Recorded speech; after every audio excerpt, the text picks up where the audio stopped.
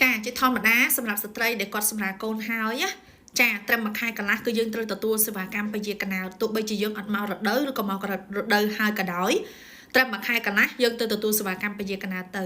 បើសិនជាក្នុងមួយខែកន្លះយើងអត់ទទួលសេវាកម្មពជាកណោទេពេលដែលយើងនៅមួយដៃគូគឺយើងអាចមានឱកាសមានកូន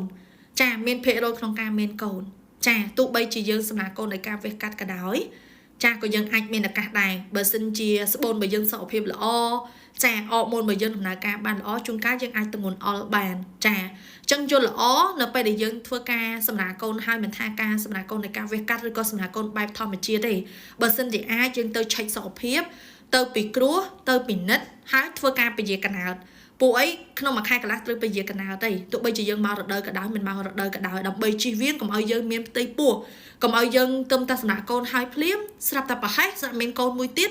ហើយយើងអត់ចង់ទុកយើងយកកូនចេញអានឹងវាគ្រោះថ្នាក់ហ្មងវាមានផលប៉ះពាល់ច្រើនទៅដល់សុខភាពរបស់យើងជាស្ត្រីចឹងហើយចង់ណែនាំទៅដល់បងប្អូនស្ត្រីសម្រាប់កូនបានមួយខែកន្លះទៅពិនិត្យសុខភាពក្រោយសម្រាលយើងគួរតែទទួលសេវាកម្មពជាកណោតណាមួយយ៉ាងហោចណាស់ក៏យើងប្រើប្រាស់ស្រោមការពារនៅពេលដែលយើងនៅមួយដៃគូ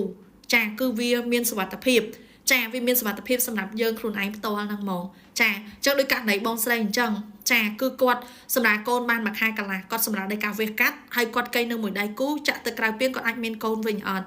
ចាមានភាគរយដែលអាចមានហើយការដែលយើងចាក់ទៅក្រៅពាងនេះមិនមែនជាពជាកណោតទេណាចាអ្នកខ្លះចាក់ទៅក្រៅពាងស្រាប់តែភ្លេចខ្លួនប្រាក់កូនមានទម្ងន់3ខែ5ខែបាត់ហើយចាព្រោះឯការចាក់ទៅក្រៅពាងវាមិនមែនជាការពជាកណោតទេវានៅតែអាចមានភាគរយក្នុងការមានកូនចាគ្រាន់តែថាអ្នកដែលគាត់ធ្វើបែបហ្នឹងវាអត់និយាយទៅវាមិនមែនការពារបាន 100% គឺវាមានភាគរយក្នុងការមានកូនដដែលទេចាអញ្ចឹងយើងគួរប្រើសេវាកម្មពជាកណោតយ៉ាងហោចណាស់ក៏យើងប្រើស្រោមឬក៏យើង